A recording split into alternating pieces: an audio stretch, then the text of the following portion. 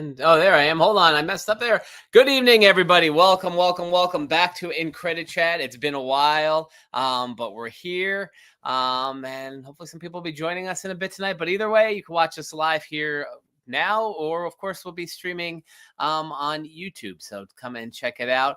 We're gonna get things started right away tonight, so let's welcome in our guest. He's a very talented, I gotta say, I love the art, and we'll talk more about this in a minute. Welcome to our tonight's show, Dave Gordon. I'm gonna put us up there bigger so we look good. Hey, welcome, Dave. Good to see you again. You too, Mike. Thank you for having me. No, this is great. I met you, just for everybody who tunes in and watches this later on. So we met probably 2-3 weeks ago up at Gary Somer's Northeast Comic Con up in Boxborough, Massachusetts, which is a cool little show. I enjoy going there. I know you've been there a couple of times. You said, right? Yeah. It's a kitschy show. It's a family show. That's what I tell people. You go there and you make friends. Yes. Yeah. But we met there, and we did a panel together, and you were sharing and you were selling your book here, which is volume 1 or number 1 of Being Gordy, a situation comedy, which I think is awesome and a fun concept. So I guess we're just going to jump right into it. Tell us a little bit about yourself and Being Gordy and where it came from, and then we'll talk some more about the book as we go. Okay. So yeah, I launched Being Gordy exactly a year ago. My story goes, for the better part of 20 years, I was chasing syndicated newspaper. I was chasing daily newspaper syndication. That was the original goal with Being Gordy. Gotcha. And in the 2000s and the 2000 teens, or whatever you call that little decade, I almost got syndicated twice. First by Universal Press, and then the Washington Post Writers Group. They were both only a few years apart, and basically the internet came, affected the newspaper industry, and syndication just went right down the toilet for comic strips. It just became this impossible thing. Well, let me just ask you a little bit about that. So you were talking about the syndicated market, and I don't know if everybody knows, because doing a comic strip is a lot different than doing a comic book, right? Because a comic book, you're either working for an independent company or one of the big ones. When you're working for a syndicate, what's really the benefit of being in one of the syndicates? The benefit is you're going national, and they're going to use their sales team to try and get you in every newspaper possible across the country, and then possibly globally. Yeah. A strong example would be Peanuts. Yeah. Okay. That strip was in over 2,000 papers. Wow. Yeah. So, it's very lucrative. It's the exposure is phenomenal. That was my original goal. Growing up, junior high school and high school, we're talking about late 70s and the early 80s. Everything, it was pre-internet. Newspapers were relevant, and Doonesbury and Bloom County were the two biggest things in my life. I read those comics every single day, and I said, it was just such a sophisticated form of cartooning. Yeah. I've never seen, that's why those strips were so successful. And I looked at that and I said, I want to do that. Gotcha. And I had an earlier version of Being Gordy, and I was toying around with it. I did it daily when I was in college for 3 years. So that was a really good training ground. Did you have it in the college newspaper? Yeah, UMass Daily Collegian, readership of 30,000 daily. Oh, wow. So how many times did you do for the college newspaper then? how many strips did I do? Well, Oh, wow. I did it for 3 years, so that was 6 semesters, Okay. daily, 5 days a week, and I Okay. took it pretty seriously, and a local press recognized it and offered to do a reprint book with me. So by the time I graduated, I had my first reprint book under my belt. So you didn't have that, because you're saying this, I'm like, "Oh my gosh." So there's a whole other back history to it. So I Oh, yeah. guess, is the book available still, Um, or it's coming well, back out? it's I mean, I've got a couple boxes hidden in my storage shed. I'll give you one in March when There I you see go. you. No, I but I should mean, prob it's I cool should that you probably had put a that. few on the table, but, Yeah, no, that's really cool. I didn't even know about that. So that's you really know, cool. So you've been with these characters for quite some time then. well, no. Gordy has always been the central character. Paige and Max came later. Okay. So in the college version, there was a different supporting cast, All right. and then just toward the I would say the last half of those comic strip years, 8 to 10 years, that's when Max and Paige really developed. Gotcha. And I had this trio. And just as I was about to move away from it, I realized I was doing something. I wasn't just happy telling a gag, Oh, a bigger story. And I didn't realize yet just how much situation comedy was having an influence on me. I gotcha. was writing stories, I was writing a sitcom, and I didn't know it yet. But I called it a sitcom in comic strip form. I then jumped and did a graphic novel version, but it wasn't ready. It wasn't my time. There were too many mistakes. I Gotcha. did a pretty brave thing. I shelved it. I just said this, Huh. it was a learning ground. I really don't want this to see the light of day. And then Gotcha. about a year or so before COVID came along, I was walking around here in my studio and trying to figure out, you know, my next move. Mhm. And I swear to God, I heard this little voice in my head say, "Hey, dummy, just go write your damn TV show." I There you never go. fully delivered, or it just, the whole situation comedy concept or identity really just suddenly blasted to the forefront. I felt I never delivered on that. And now it was time to put up or shut up. And I sat down and I Mhm. started writing, and it just creatively, it just took off. Um, I couldn't stop writing. I let myself write outlines and episodes for like a year. And then Mhm. finally about 2 years, I think it was about 2 years ago, right at this time, around Christmas time, I forced myself to stop. I had already chosen what the pilot episode was going to be. Mhm. And uh, the week before Christmas and New Year, all I did was lay out the first issue of Being Gordy, page by page, and then Interesting. penciling, inking, lettering, all that fun stuff. I Interesting. wrapped it up late summer a year ago. Um, Launched a Kickstarter to support it, Mhm. try and find some new readers and whatnot, because I'd been out of it for so long.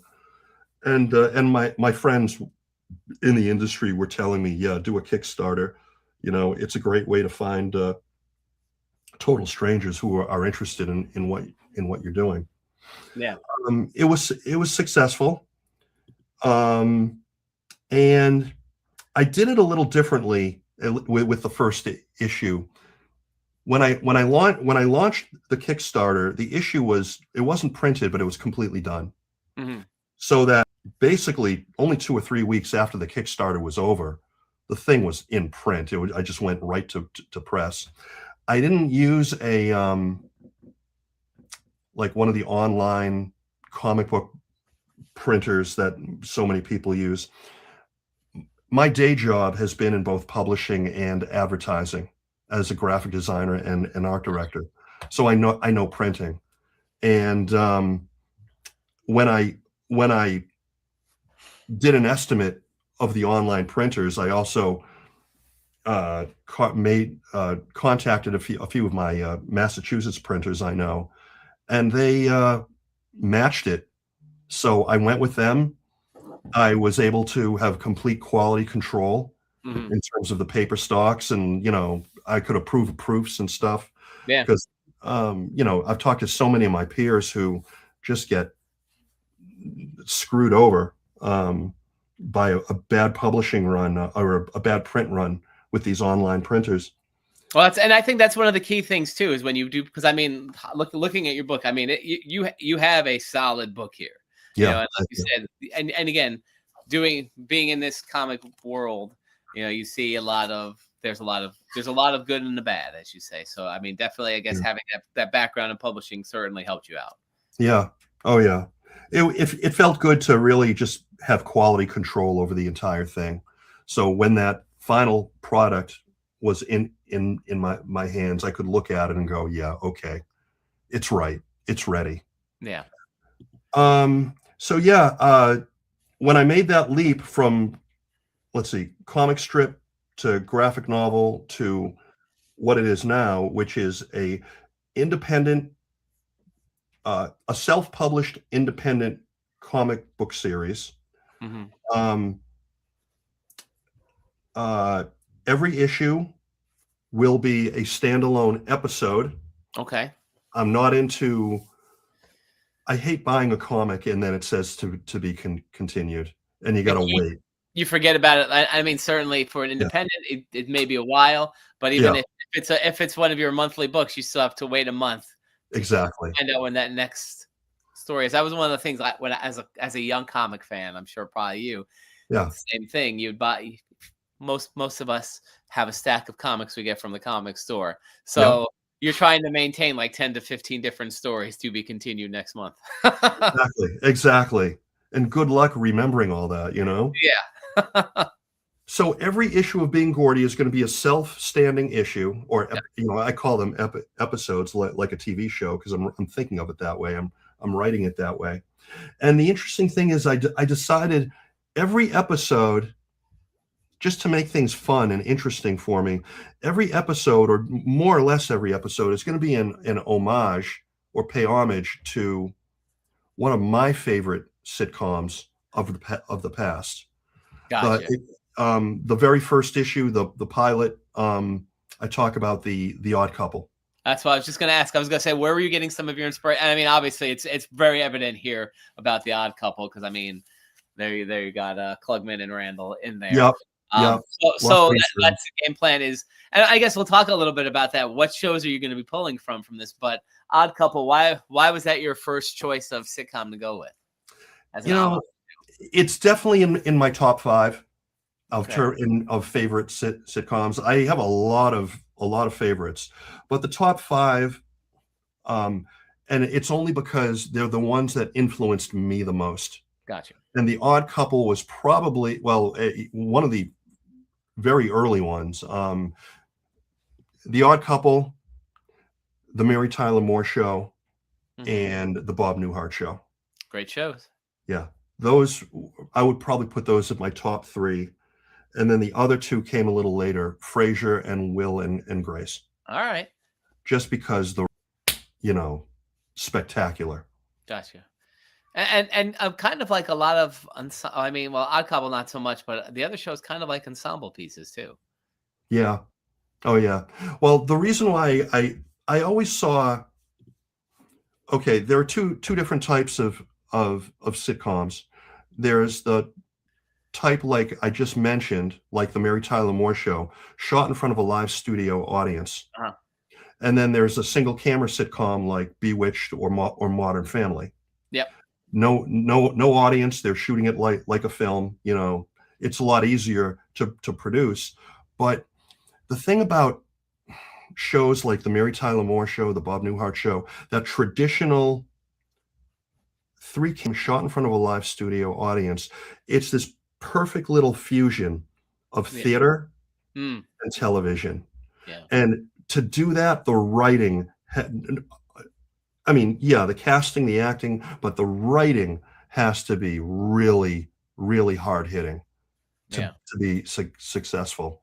And when you look at the shows that were produced that way, other ones, Cheers, Seinfeld, I'm thinking, I've been Everybody Loves Raymond.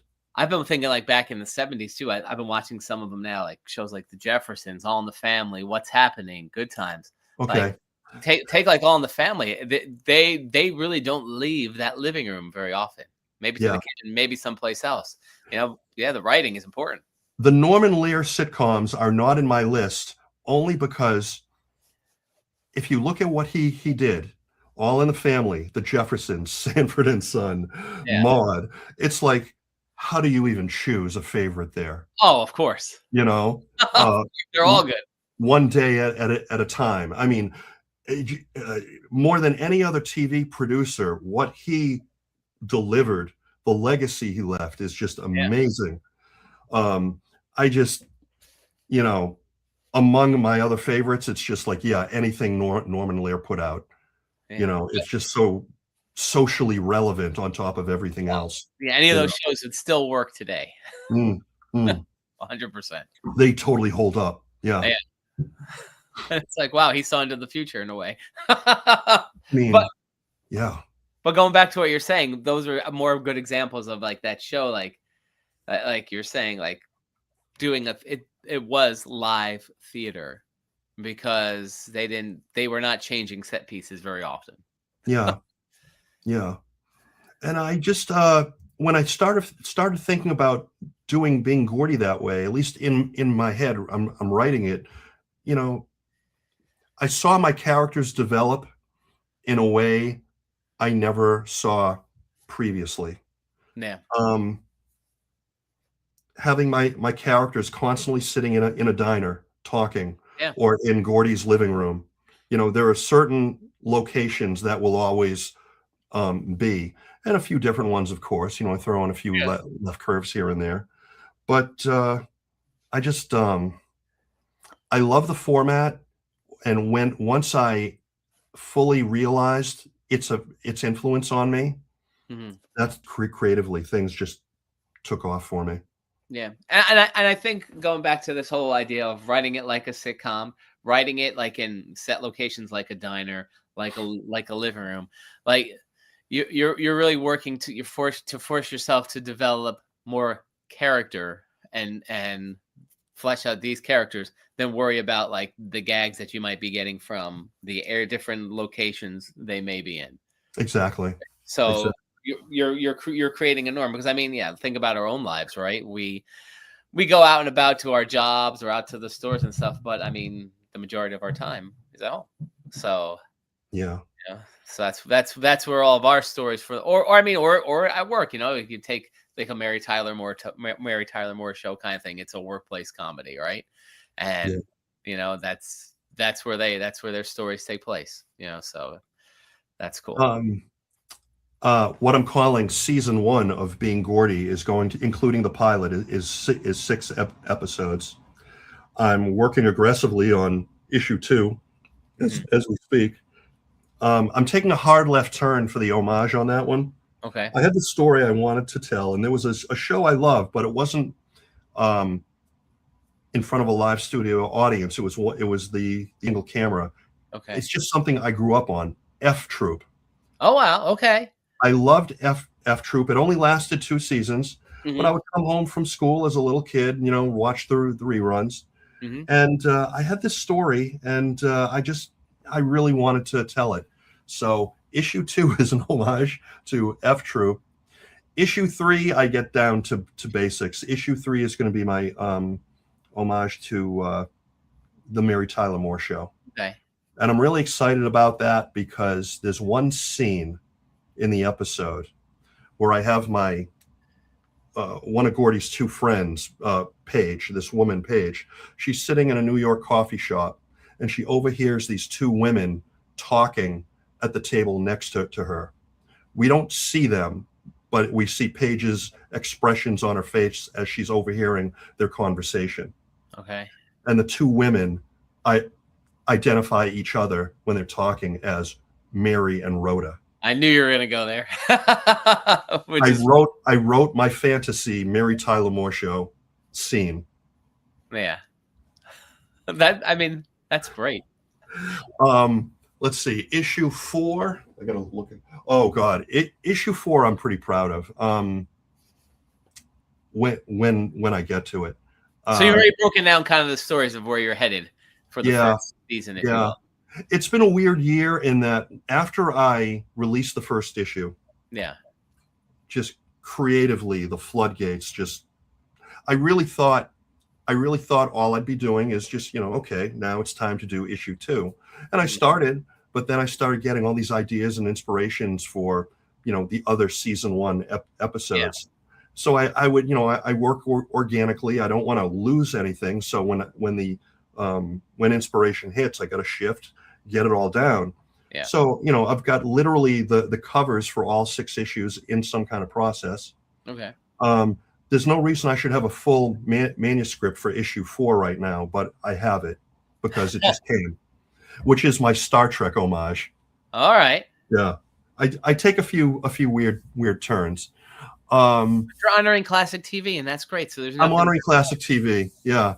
My sixth and final episode in season 1, I take a really weird left turn, but it just the story was inspired by that episode of The Waltons where their house burns down. Oh my gosh. And I was a bit of a twisted kid when I saw it, the first time growing up. I thought it was the funniest thing I'd ever seen, and it wasn't supposed to be, So there's that. My Bob Newhart homage won't come until season 2, but I'm really, really looking forward to doing that one because it's very, very conceptual, and I can't really say anything more. I don't want to let it out of the bag just yet. Gotcha. But I'm looking forward to getting to that point. So from the creative standpoint, and again, this goes for anybody who's interested in doing self-publishing and creating their own comic books, kind of like what we talked about at Gary's show. Like, what's the window? Like so you have your season mapped out for you already. Looking at that window, what's your timetable? Season 1, when do you want to have season 1 completed and out by? And how do you pace yourself to hit your own? You're a one-man show here. How do you pace yourself so you can set those deadlines for yourself? Well, the independent cartoonists I've talked to so far, it seems like every 2 years they produce an issue. Gotcha. That's not good enough for me. I will be doing, starting in 2026, I will release minimum 1 issue a year. At the very, very least, I'll get out one episode. If I can do more, I'll do it. That's one of the reasons I kept the issues black and white. The only color in the book is the front cover. It's just, plus with my work, I just felt it like it didn't need color right now. Yeah, no, I think in the black and white format, it works. Yeah. And also when I did the graphic novel experiment, I really tried hard to be a comic book cartoonist, and all those tips and tricks that I was doing comic strips, I shelved. And that was the biggest mistake I ever made, because that's what it comes naturally to me. So when I did this pilot episode of Being Gordy, I went back to what I knew, what felt right. And that included keeping it black and white for now. If I'm successful enough and I get season 1, completely done, maybe I'll do a graphic novel reprint of all 6 issues. A collected edition. Yeah, hire a colorist to, color it to make it different. But for me, as a one-man show, for too many practical purposes, it's just going to stay black and white. Yeah, but again, it works. I don't mean to do the comparison, but even go reading through the book and stuff, Mhm. and the relationships, that like it almost has like a Clerks feel, you know. Yeah, sure. So when you even looking at the characters, like they could fit in that black and white world Yep. quite nicely. And then talking about like the newspaper part of it, for the most part, going back to newspaper and comic strips. I mean, again, growing up as a kid, much different time that we're in now, but Yeah. it was a treat on Sundays to get the color comic strips because the red and white Yeah. anyway. Yeah. Oh, So, yeah. unless you saw Sunday, Garfield was always not orange, right? I mean, you kind Yeah. of knew he was, but Yeah. so that's that, like you said, it's what and that what works well for you. So Yeah. why steer away from that? No, I think it works. I Thank don't you. think the black and white, the flow is good in the book, and certainly, the artwork, and you've got a really good style of your art too. Like you talk about like Doonesbury, but you your characters fit in. I mean, I'm even thinking about the little sketch you did for me there too, up in the front there, or Yeah. right there, like you are now a comic book artist, but you're also a comic strip artist. Your Yeah. your characters fit right into that world. You I, know, it was important for me to make that mental leap to say, something, yeah, this is going to be its own thing. yeah, I can't fit into some other pre-existing mold. yeah. And yeah, it's a comic book, but it's okay to practice those comic strip rules here and there. Well, I mean, when you really think about it, a lot of you know, like comic strips were really the beginning of it, and obviously political cartoons and things like that. Comic books came along later on, but Yeah. and I mean, look at Spider-Man and some of the other superheroes. I know Spider-Man's probably the biggest one that made the transfer over to comic strip, right? Because they were do. I don't know if they Yeah. still do the weekly one, you know.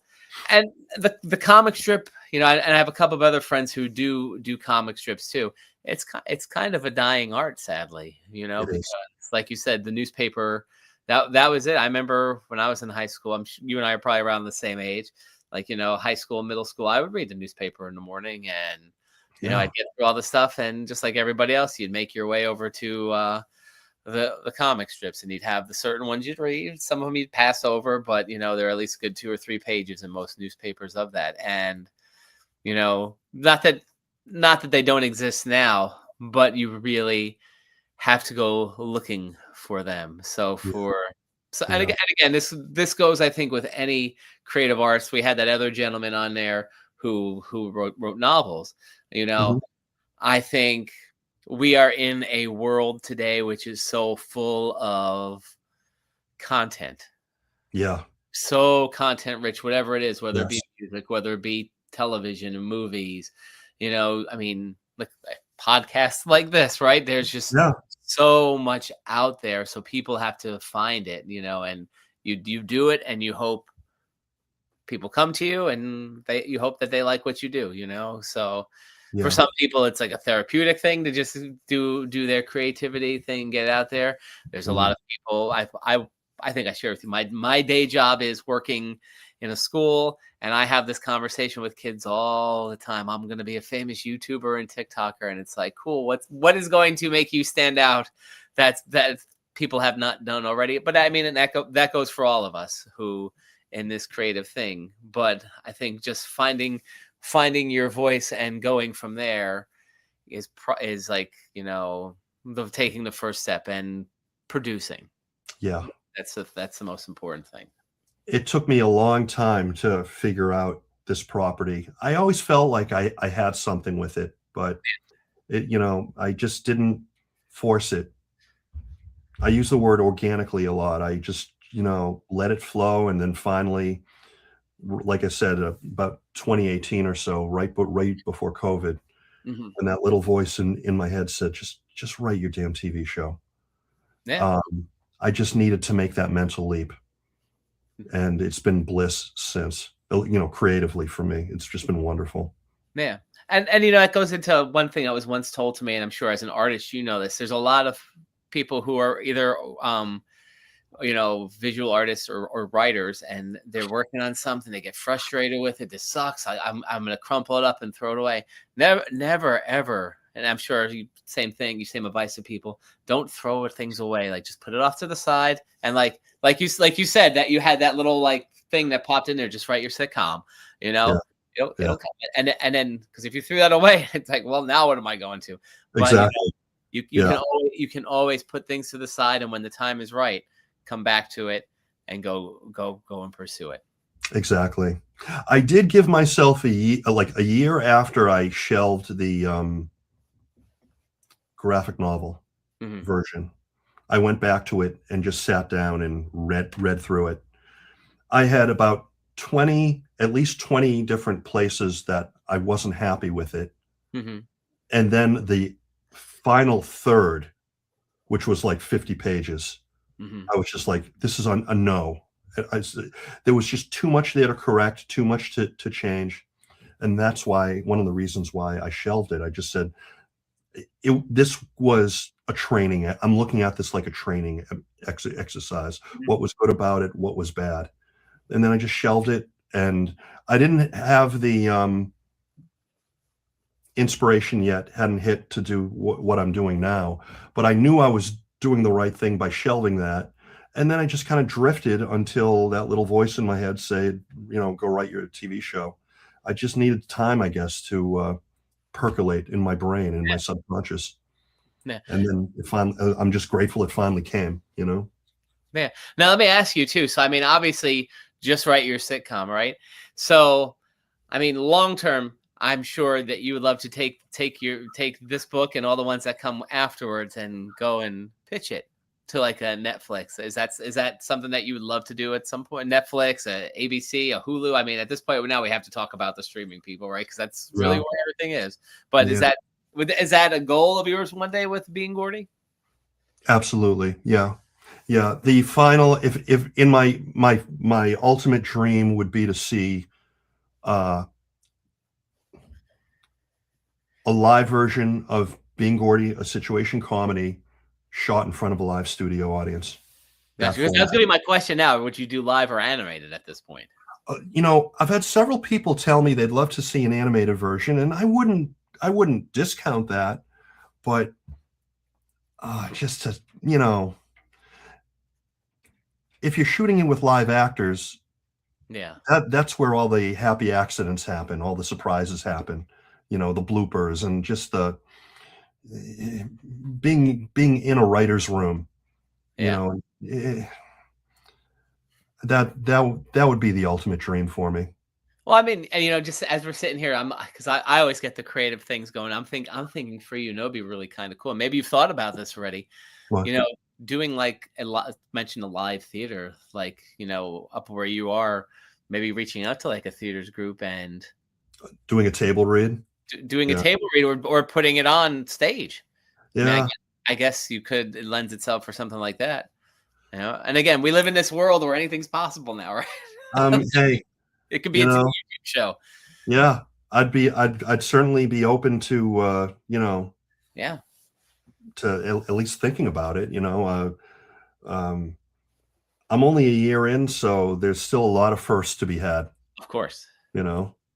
Of course. I mean, like as a table read, would you feel that this would read as a strong script? Out of like if you would put it into like a script format, whether it be a theater or television kind of script. Would it be well, I would just, yeah,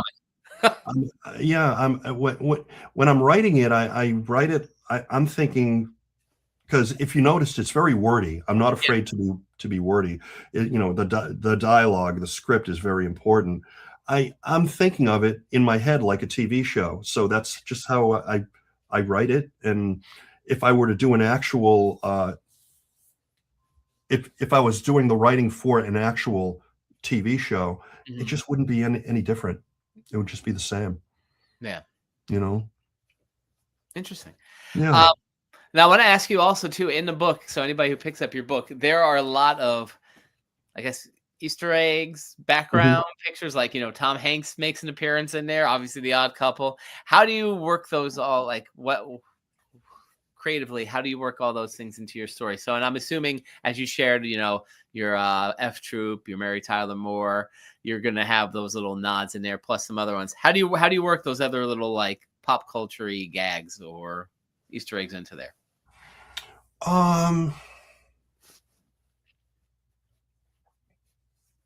Okay. So I used Tom Hanks briefly in the pilot episode because I needed a celebrity, a known celebrity, but also I needed to make use of a film that actually exists, because in the world of being Gordy, like me, is an independent cartoonist, but the difference between him and I is he's got this closeted life as a Hollywood writer producer that he just doesn't wear it on his sleeve, and so far he's been very, very successful with it. I like the idea of flipping the concept of the starving artist, because that's what the comic strip version of Being Gordy was. It was more like a slice of life thing. And one day I said, something, if I totally changed that, where he's always winning to the point where people are getting really pissed, that's funny. I can have some fun with that. And I lost my train of thought. I'm sorry. We were talking about the Tom Hanks and. Oh, okay. Yeah. Sorry. So, oh God. Okay. So one of the things you'll see in the future issues of Being Gordy is there's a development with his character where he gets invited to put his spin on these pre-existing properties, like this Tom Hanks film, what's it, Larry Crown, which was, and I actually love the film, which is why I wanted to use it in Being Gordy, paying homage to things I love. Definitely one of his lesser known films. Yeah. And it's one he wrote and directed himself. Yeah. And it's this wonderfully, probably if you were to sum up that film in one word, charming. It's charming. And the thing about Gordy as a filmmaker, everything he produces is just awful, just crap. But he seems to make millions at it. And so, unlike reality, he pitches three sequels to the film Larry Crown, and they actually get made, and he made a ton of money. But in this universe, it also tanked Tom Hanks's career. Gordy is an agent of chaos. Because I will say I like the communication that he has with Tom Hanks here too, and because you really do dive deep into that conversation. Here it is, our national treasure, Tom Hanks' response. I think that's pretty entertaining. Yeah, exactly. I did, when I released Being Gordy a year ago, I did find an address online to try and get a copy of this in his hands. It was through his publicist, supposedly.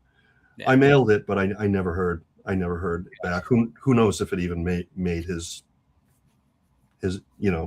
office. Yeah, and again, you never know. Magic makes there, and it becomes the next Playtone production. Right there, you go. Yeah, exactly. Hey, it wouldn't suck for sure. There are just certain things that just, one of the writing things I definitely do is write what you know and write about I love The Odd Couple, which is why I did the first episode as the homage to that. I love Larry Crown, so it just kind of all flowed together. If I needed a film, I chose Larry Crown. There are other Easter eggs, like in the shot of Gordy's big fancy living room of his Manhattan apartment. There's a giant framed movie poster of Oh yeah. a film called Age of Consent. I had to look at my actual wall. Yes. It's a favorite film of mine, and I said, you know something, you populate the set with the things that matter to you. Yeah. You know. Well, and I think that, and I think as from the creative standpoint, that's what makes probably easy for you and for everybody else who's in this creative world. You're writing about stuff that you love, Yes.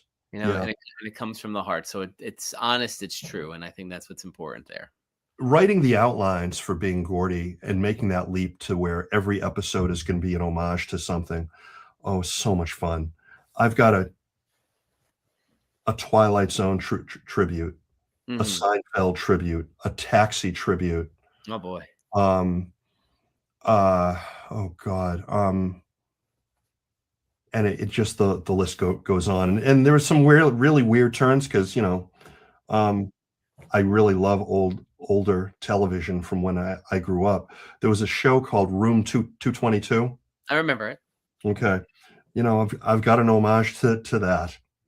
I just uh, paying tribute to television in that way was just it just once I made that leap to write like in that about that or let that influence me, it flowed. Yeah. It just flowed. Some people write. I got a couple of We got Brady Bunch listed here. Happy Days, Gilligan's Island. Some people. One of our people watching wrote that. Brady Bunch, Happy Days. God, oh man, beautiful TV show. Yeah, even when it was bad, it was good. Yeah, it's interesting that Garry Marshall did that show, and he considers that the best one he ever did, which I thought it would have been the Odd Couple. He didn't see the Odd Couple that way. He saw that as his training ground. Gotcha. That was interesting. Yeah. No, I mean, we talk about all these old shows, and and again, we can talk about like the bad of the bad. I don't think there's any bad Happy Days. Like No, people no. are like, oh, after I have some diehard friends of mine who are like, season 1, 2, maybe a little into 3 and 4 is like good Happy Days, and everything else was garbage Yeah. after that. And then obviously once the Richie and all them and Chachi and Joni loves Chachi, right? But it's all good. But there's something to be said about a lot of these shows, and I would say six definitely the 60s, because the 50s was a whole different kind of television. That was more of your Milton Berle, Sid Caesar, your show those kind of Yep. shows. In the 60s you got your Gilligan's Island, your Bewitched, Monsters, then like Mayberry, and like the homey, I guess what you call it, like those down home comedies. I forget what there was a name that they referred to them. They had those shows. 70s we talked about Norman Lear, and that was a very, very popular kind of format. But then you also, in the 70s, you had Taxi, you had Odd Couple, you had the Garry Marshall shows. 80s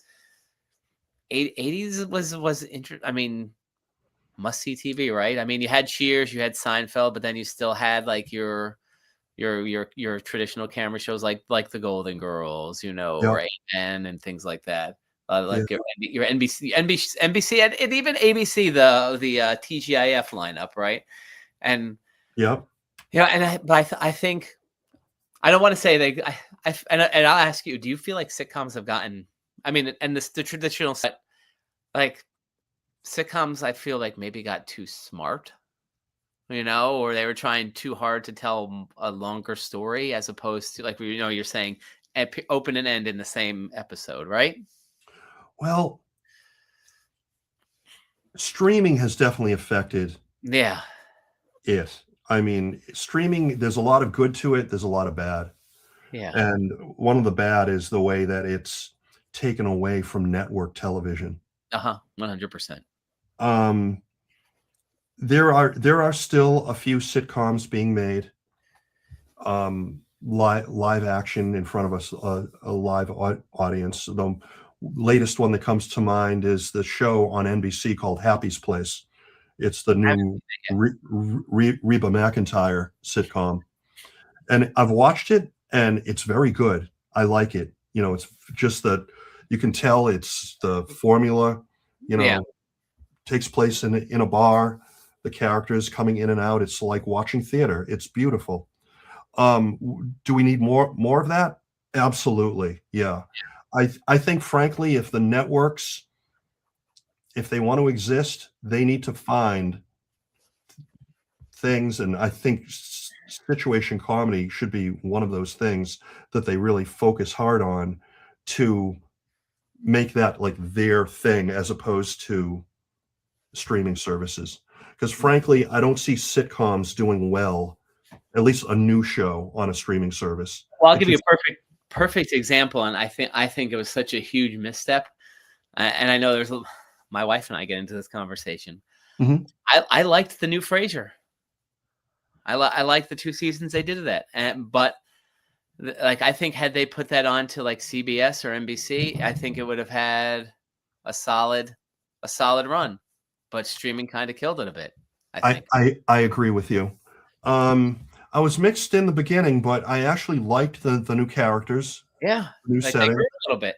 And yeah, I agree with you 100%. If they had that, it's similar to like okay, I don't like Star Trek movies because Star Trek was a TV show. Yeah, and the things that have been successful with Star Trek have been, the TV shows. Yeah, they've done a few films here and there, but Star Trek was meant to be television. Yeah. Sitcoms should be on regular network television, not on a streaming service. Yeah. So you and I are in big agreement there. Yeah, because and again, a sitcom, and again, it's people's, especially the viewing audience is so many young people nowadays too. And again, dare I say, because you and I are of the older sorts and our parents' ages and stuff. That's why a show like Frasier would thrive on network TV, because older people aren't really always tuned in. I mean, of course, people like us are, but not a lot of the older audiences aren't tuned into all the streaming services, right? So are the young kids, like when we were in high school, going to necessarily find Frasier? Probably not. But there would be an audience for it, and there would be an audience for it. Yeah. And I think other sitcoms, there'd be like, again, taking point. I liked it, but I think it became too episodic. I think the Conners came back very strong, and I mean, and they picked stuff up after Roseanne had left the show after that first season, but they were on 6 years at least, something like that. It was 6 seasons, I think. Yeah, I mean, and yes, did they become? As a sitcom, like you said, has to begin and end, and they really pulled these longer storylines out, but it worked. Night Court had a 2-3 year run when they came back.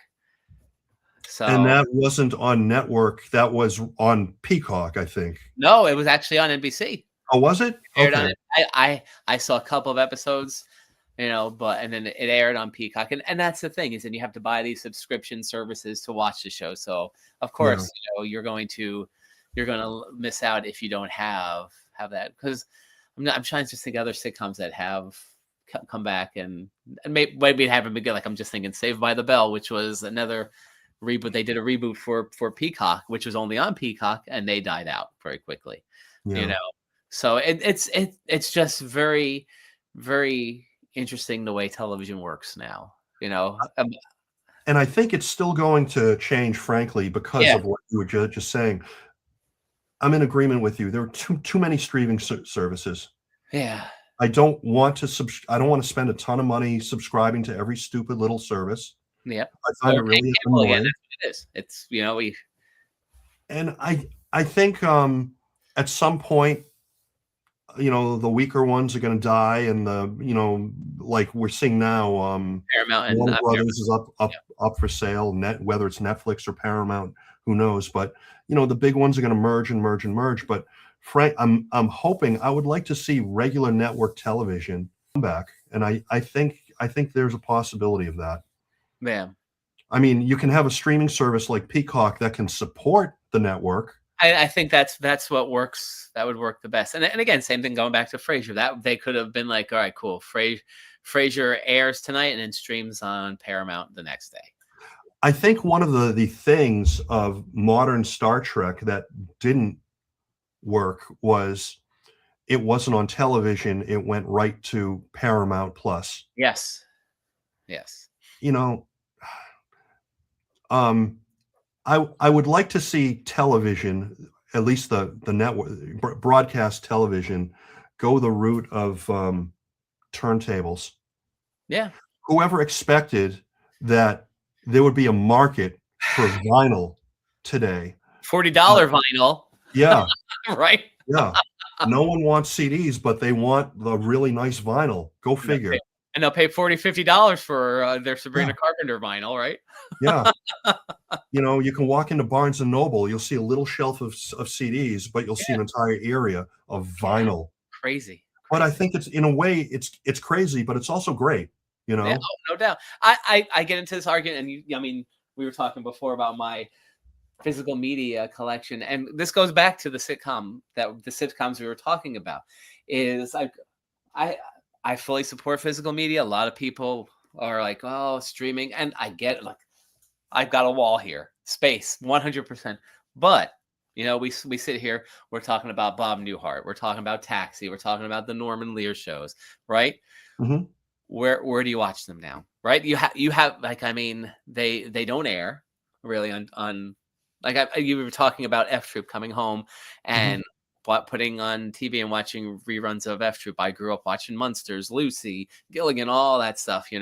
Coming home after school, you would catch these shows. I know Brady Bunch was mentioned before too. Like all these shows that were before our time, we caught in like syndication and reruns, and the streaming things, even though they own the rights, like, and we'll use Paramount, and I'll mention like Brady's and Happy Days.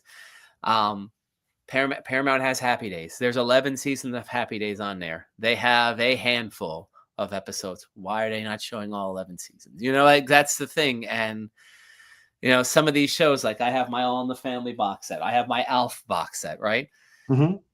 They're not readily available, but that's not just necessarily TV shows. It's movies too. A lot of the classics, like, they're just not accessible. And young people today who are next generation of creatives, like you are making this comic book based on the shows that shaped you as a young person. You caught a lot of these shows second, third, fourth run. As you're older, and like we talk about this, we're very media driven in my household, but I guess you grew up in New England, and I'm assuming it was probably the same as it was down here in New York. But like on a Sunday afternoon, especially like in the winter months, nobody's outside, but like you would be home, and like whatever here was Channel 5 or Channel 11 was, are not major networks.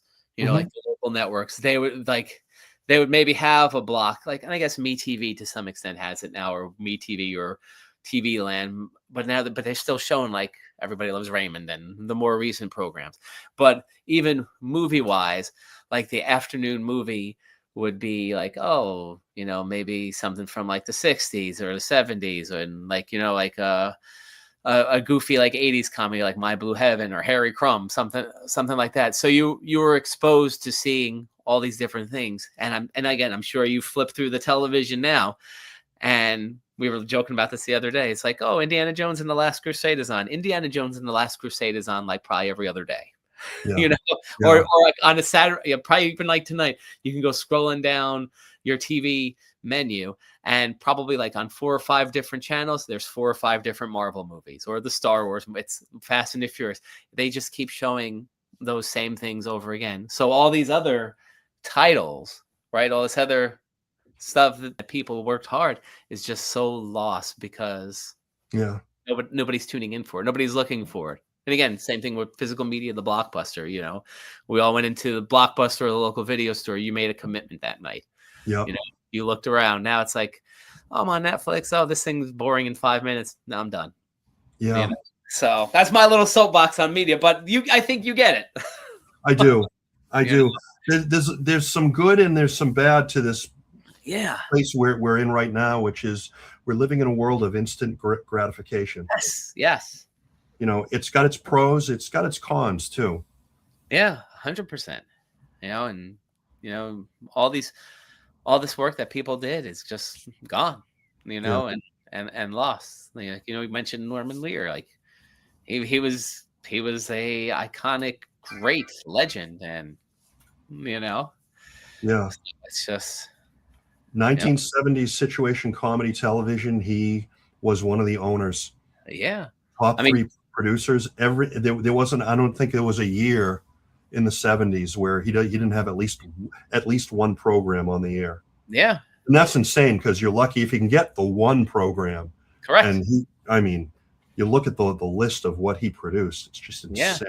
yeah. I mean, and even just thinking comedy, early situation comedies, right? This weekend is Dick Van Dyke's birthday, 100th birthday, 100 right? years. Yeah. And you think about like, and I mean, and he's one in a million, right? He's at least people are still appreciating him, you know, and the work that he did.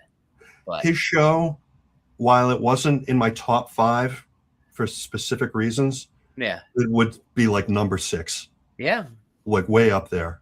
exactly. He did one of the most sophisticated situation comedies before it was really a thing.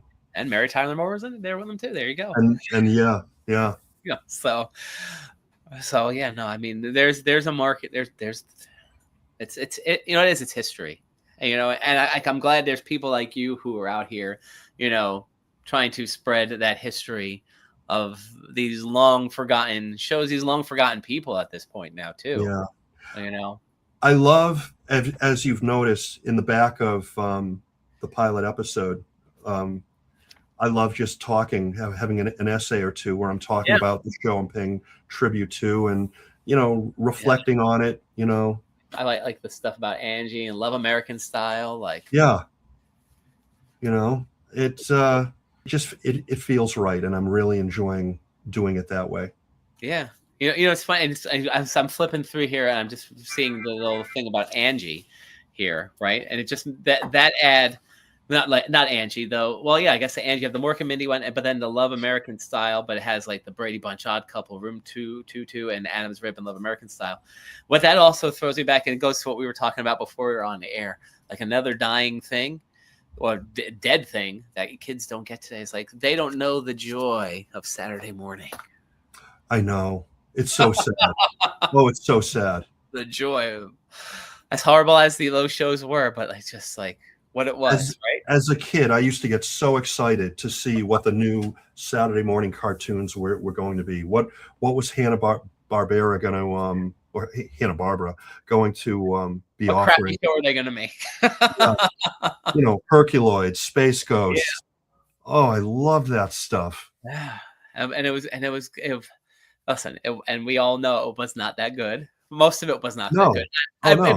It was good for what it was. So I'm not crapping on Hercules. I have those, but it was just there was just something so I don't even know, ridiculous, weird. I've been showing my 2 younger kids these Saturday morning shows, and a fun thing we could talk about in regards to the sitcom, like you're writing a situation comedy, which was meant to be a live action show, your TV show.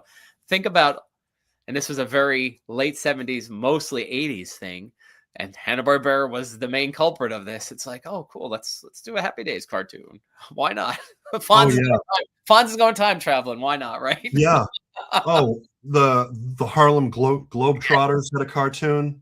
Super Globetrotters, yeah. Yeah. Happy Days had a cartoon. The Partridge Family. Laverne and Shirley joined the army. With Horshack as the pig.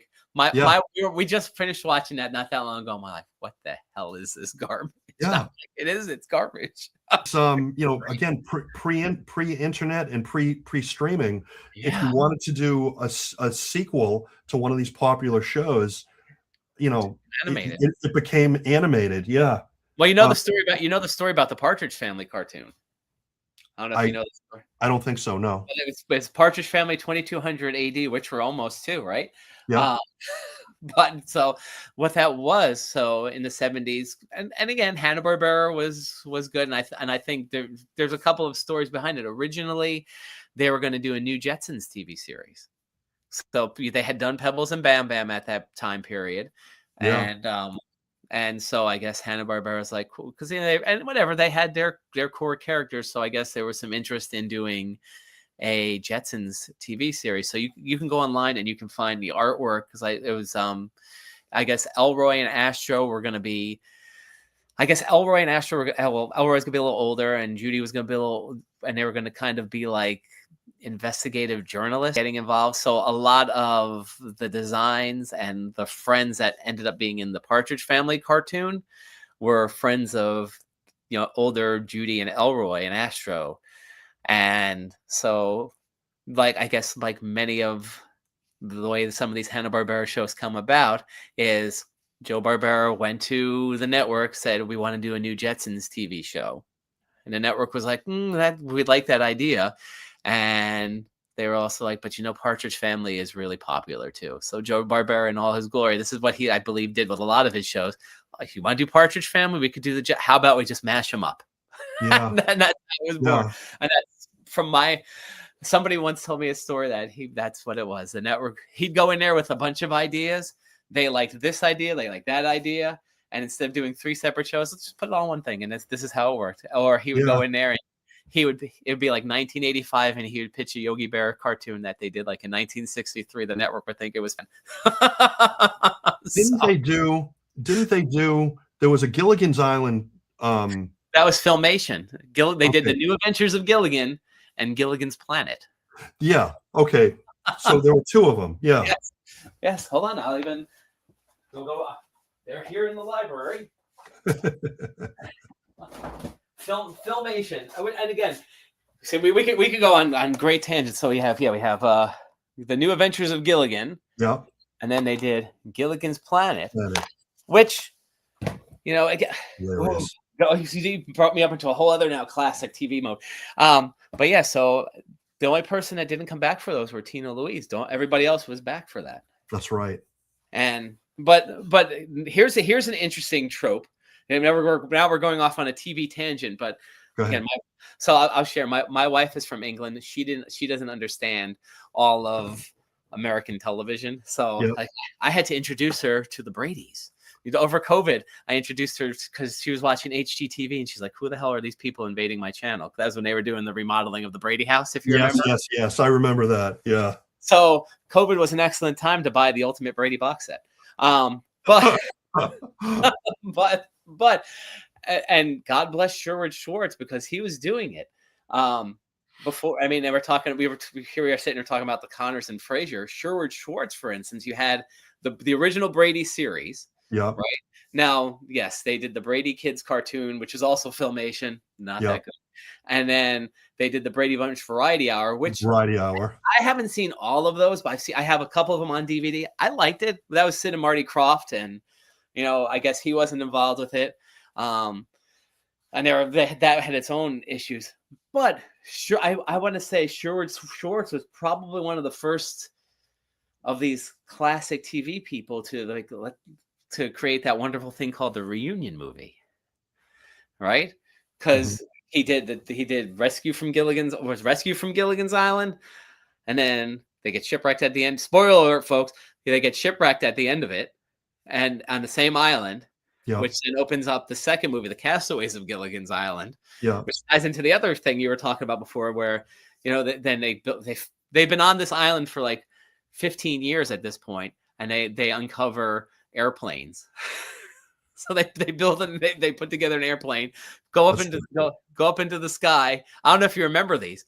And when they come, the engines, Gilligan falls out of the plane, of course. They land back, Coast Guard sees them, follows them back, rescues them once again, and so we're not going to get stranded anymore. Mr. Howell's like, you know what? We're going to open this up as a hotel now. Okay. Which was a pilot, because they wanted to do like a Love Boat style series. I remember that. With the Castaways. I thought it was actually clever at the time. And they did a third movie in 1981, which was the Harlem Globetrotters on Gilligan's Island. Yep, I remember that. which was really like Love Boat, because then you had the Harlem Globetrotters were there, and then Martin Landau and Barbara Bain from Mission Oh, Impossible. They were rivals of the Howells who wanted to steal this like resource on Gilligan's Island. But you had that. Then you had like Return to Mayberry. But it would go, and then back to Sherwood Schwartz. Then you had the Brady Brides. Well, first they did the Brady Girls Get Married movie. Then they did the Brady Brides, and then they did the Very Brady Christmas movie, which I need to watch this year. Thank you for reminding me of this.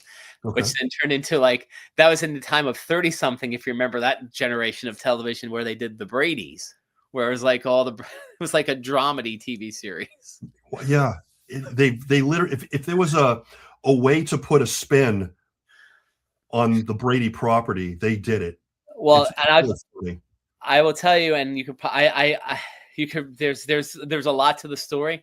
I guess Paramount did approach the six of them about doing yet another incarnation, the Six Kids, which I believe fell through. I don't think it'll come back again. But I don't they, think so, I in the last couple, I could tell you a little bit more about it later on. But yeah, they were gonna do another Brady series with them, which why not, right? Who the hell cares? But yeah, but the reunion movie, they don't do those anymore either. So yeah, I miss TV movies. Yeah, like the TV movie of the week, Yeah. There was like a cheesy TV reunion movie, or just But that's the thing. It's like it's a different. It's weird seeing in one lifetime the landscape of television change so dramatically. But I don't like I said, it's just my opinion, but I don't think we're through watching it evolve. Yeah. Well, look, we went through the whole reality TV thing for a while too. That was and that I mean, it's still there, but that came, and that really did kill a lot of what television was. Yeah. Because it was cheap and easy to make. Yeah. And then, but that kind of died quickly. Well, not quickly, but relatively quickly. I think the only thing that really survived from that was like Dancing with the Stars, because Survivor's gone at this point too. I don't think Survivor and Big Brother are on anymore. I don't know, because I just tuned it all out. Exactly. It was fun like in the beginning. It was a little kitschy thing, but that's it. Growing up, I used to love every fall. I'd be with my mom helping her with the groceries in the supermarket. Oh, I know what you're talking about. We're checking out, and there's the at the checkout counter, the fall new fall guide, TV guide, the new fall double sized. Yes, and that was like the holy grail of the season, to buy that and to see all these new TV shows that were being offered. Oh, I loved it. And because it was double sized, and again, for people who don't know what TV Guide was, it was this little digest form book, which was essentially whatever I don't know what you even call it now, compare it to now, but it would have your TV listings, but mostly in black and white. But that fall TV preview book, right, for all the new shows, like that front part, which was why it was double sized, that was all in color. Yeah. Those pictures are all in Every color. network was doing big ad campaigns of all their new shows. It was beautiful. And they would go like Monday night, and you'd have all the new shows on each show would get its own page. Oh yeah.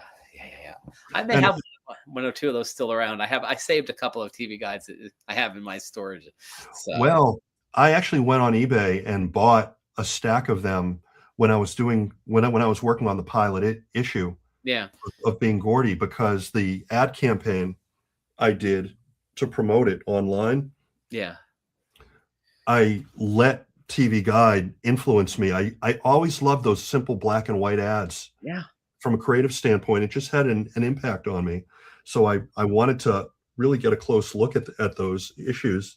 Mm-hmm. And I created a media campaign as I was working on the first issue.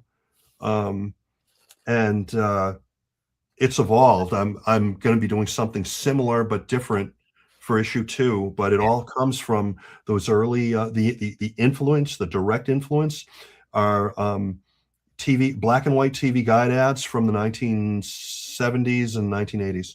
Yeah, they were so simple but so good. Yeah, beautiful. It's just, and God, I know I have like clippings of TV guides somewhere. I have like a bunch of things still from when I was younger, but I do have a bunch of TV guides. I have some of the Star Trek TV guides still. Mm-hmm. Yep.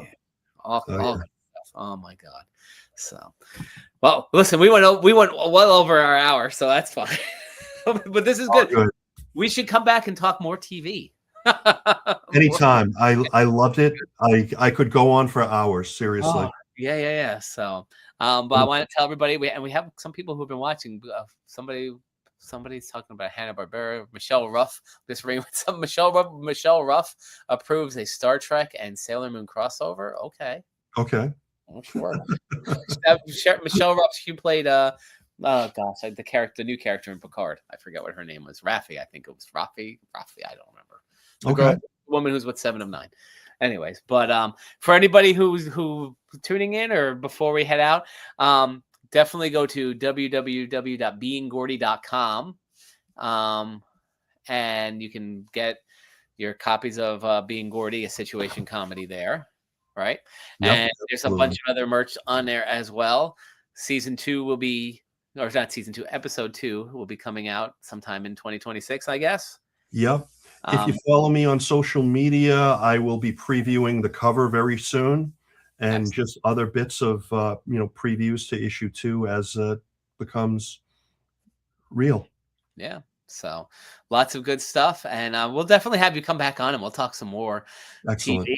And this was a hoot tonight. But so thank you again, Dave, and you just hang out once we end the show. We'll chat backstage for a minute. But thank you again, everybody, for watching, and Dave, thank you so much again for joining us tonight. And get Being Gordy. It's a great book. Good night, everyone.